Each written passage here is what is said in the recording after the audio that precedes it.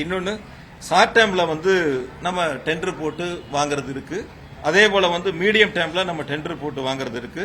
Long டேர்மில் tender போட்டு வாங்குறது இருக்கு. இப்போ ஷார்ட் டேர்ம்னா ஒரு வருஷத்துக்குள்ள தேவையானதுக்கு நம்ம டெண்டர் போட்டு வாங்கிக்கலாம். இந்த வருஷம் நமக்கு எவ்வளவு தேவையோ அதை மட்டும் டெண்டர் போட்டு வாங்கிக்கிறது. மீடியம் டேர்ம்னா 3 வருஷத்துலேருந்து 5 வருஷத்துக்கு நமக்கு எவ்வளவு தேவையோ அதை நம்ம டெண்டர் போட்டு வாங்கிக்கிறது. லாங் டேர்ம்னா 5 வருஷத்துக்கு மேலே நமக்கு எவ்வளவு தேவையோ அதை வாங்கிக்கிறது. இதுதான் மின்சார வாரியத்தினுடைய நடைமுறைகள். இன்னைக்கு காலையில் வந்து மின்துறை அமைச்சர் சொல்லும்போது வந்து லாங் டேர்ம்கான பர்ச்சேஸ்க்கான வேலைகளுக்கு நாங்கள் இப்போ தொடங்கி இருக்கோம், விரைவில் அதுக்கான பணிகளை மேற்கொள்ள போறோம்னு சொன்னாங்கன்னு நினைக்கிறேன். நீங்க எல்லாம் பார்த்துருப்பீங்க அதை. அதாவது ஒரு வகையில் என்னன்னா, நமக்கு வந்து அதிகமான தேவைகள் வந்து சம்மர்ல தான் இருக்கு. கோடை காலங்களில் தான் நம்முடைய உச்சபட்ச மின் தேவைகள் இருக்கும். இப்போ 2 மாசங்கள் அதிகபட்சம் போனால் ஒரு 2.5 மாசம் 3 மாசம் 2 மாசங்கள் தான் அதிகபட்சம் நம்ம எடுத்துக்க முடியும். ஏப்ரல் மேல எடுத்துக்கலாம். அதனால அந்த காலகட்டங்களுக்காக அந்த 2 மாசத்துக்காக நீங்க லாங் டேர்ம்னு போனீங்கன்னா குறைஞ்சது ஒரு 5 வருஷத்துக்கு டெண்டர் போடணும். இப்ப அந்த லாங் டேர்முக்கான கட்டணத்தை நம்ம கொடுக்கறோம் அப்படின்னு நினைச்சோம்னா, மின்சாரமே நம்ம அவங்க கிட்ட வாங்கலனா கூட அவங்களுக்கான பிக்சட் சார்ஜை கொடுக்கணும். நம்ம என்ன டெண்டர் கண்டிஷன்ல போட்டிருக்காங்களோ அந்த பிக்சட் சார்ஜை அவங்களுக்கு கொடுக்கணும். அதனால சம்மர்ல கூடுது, அந்த 2 மாசம் கூடுது, 15 நாள் கூடுது, 1 மாசம் கூடுது அப்படின்னா இதுவரைக்கும் நம்ம இந்த 4-5 ஆண்டுகள் எப்படி நம்ம அதை வந்து மெயின்டைன் பண்ணி கண்ட்ரோல் பண்ணணும் அப்படின்னு கேட்டீங்கன்னா, 1 வாரம் தேவை அப்படின்னு நம்ம உணர்ந்தோம்னா அந்த 1 வாரத்துக்கான பர்ச்சேஸ் மட்டும் வச்சுக்கிட்டோம், அதை மட்டும் டெண்டர் போட்டோம். 1 மாசத்துக்கு தேவைன்னா அந்த 1 மாசத்துக்கான டெண்டர் மட்டும் போட்டோம். இல்ல 60 நாட்களுக்கு தேவைன்னா 60 நாட்களுக்கான டெண்டர் மட்டும் போட்டோம். அப்படி போட்டா கூட எந்த இடங்கள்லயும் அதிகமான விலைகள் நம்ம கொடுக்கல. இன்னைக்கு காலையில பாத்தீங்கன்னா அந்த ஒயிட் பேப்பர்லயே என்ன ஆவரேஜ் ரேட்டுங்கிறதுலாம் நீங்க எல்லாரும் பாத்தீங்க. மினிமம் ரேட் அதுல எவ்வளவு இருக்கு என்னங்கிறதையும் பார்த்தங்க. அதனால வந்து எந்த இடங்களையும் நம்ம கூடுதலான விலைகள் கொடுத்து மின்சாரத்தை வாங்கப்படவில்லை.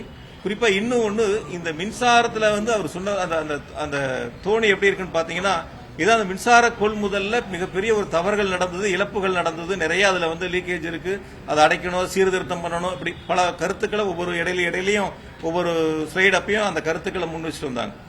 அதாவது இது கம்ப்ளீட் மின்சாரத்தினுடைய கொள்முதல்ங்கிறது தனியார்ட்ட வாங்குறது எல்லாமே டெண்டர் தான். யாரு வேணாலும் டெண்டர் போடலாம். ஒன்று நம்ம ஸ்டேட்டுக்குள்ள இருக்கிறவங்க போடலாம், ஸ்டேட்டை தாண்டி வெளியில இருக்கிறவங்களும் போடலாம். அவங்க என்ன பிரைஸ் கோட் பண்றாங்களோ அந்த பிரைஸ் டான்ஜெட்கோ ஏத்துக்கிட்டா அதுக்கான அக்ரிமெண்ட் போடுவாங்க. அந்த பிரைஸ் டான்ஜெட்கோ ஏத்துக்கலன்னா அதுக்கான அக்ரிமெண்ட் போட மாட்டாங்க. திரும்ப அவங்களை கூப்பிட்டு ரேட்டை குறைக்க சொல்லி பேசுவாங்க.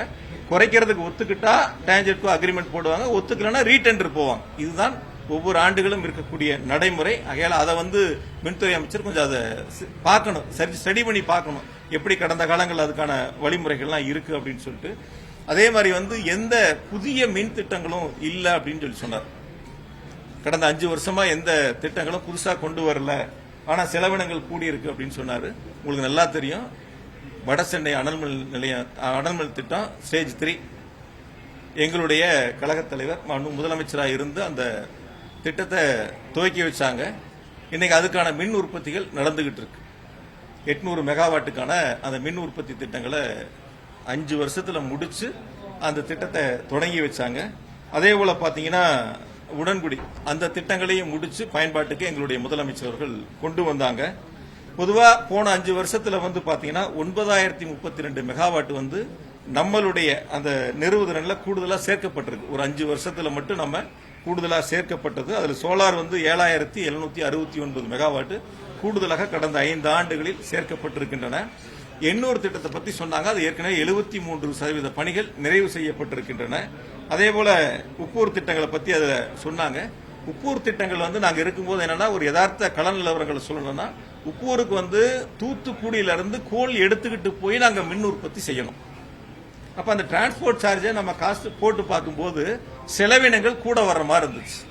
அதுக்காக மின்சார வாரியம் அது சம்பந்தமா ஆய்வு பண்ணி செலவினங்கள் எவ்வளவு வரும், நமக்கு தூத்துக்குடியிலிருந்து உப்பூருக்கு நம்ம கோல் எடுத்துட்டு போய் டிரான்ஸ்போர்ட்ல செலவு கூட வந்தா நமக்கு இழப்புகள் ஏற்படுமே, அதை ஆய்வு செஞ்சு அந்த திட்டங்களை மறுபரிசீலனை பண்ணலாங்கிறதுக்காக அந்த ஆய்வுக்கு உட்படுத்தப்பட்டிருக்கு. அதே போல நீங்க இன்னொரு திட்டத்தை எடுத்துட்டீங்கன்னா குந்தா இருக்கு. அவங்க வந்து பம்பு ஸ்டோரேஜ் எல்லாம் சொன்னாங்க. அந்த குந்தாவை பொறுத்த வரைக்கும் வந்து 2021 வரைக்கும் வெறும் 183 கோடி தான் செலவாயிருந்தது. நாங்க 5 வருஷத்துல அது 2942 கோடி செலவு பண்ணியிருக்கிறோம். ஏறத்தாழ 85 விழுக்காடு பணிகள் முடிஞ்சிருச்சு. மீதம் இருக்கக்கூடிய பணிகள் நடந்துகிட்டு இருக்கு, விரைவாக முடிக்க போறாங்க. கொல்லிமலை திட்டத்தை பொறுத்த வரைக்கும் பாத்தீங்கன்னா வெறும் 73 கோடி தான் செலவாயிருந்தது. நாங்க அதுக்கப்புறம் வந்து இப்ப 500 கோடி செலவு பண்ணிருக்கோம். 506 கோடி செலவு பண்ணி ஏறத்தாழ 90 விழுக்காடு பணிகள் நிறைவடைஞ்சிருக்கு. அந்த பணிகளும் முடிப்பதற்கான பணிகள் 5 வருஷத்துல வேகப்படுத்தி மிக சிறப்பாக அந்த பணிகள் முன்னெடுக்கப்பட்டிருக்கின்றன. பிளே ஸ்டோர் மற்றும் ஆப் ஸ்டோரில் இருந்து பாலிமர் செயலியை QR கோடு மூலம் பதிவிறக்கம் செய்யுங்கள். செய்திகளை உடனுக்குடன் பெறுங்கள்.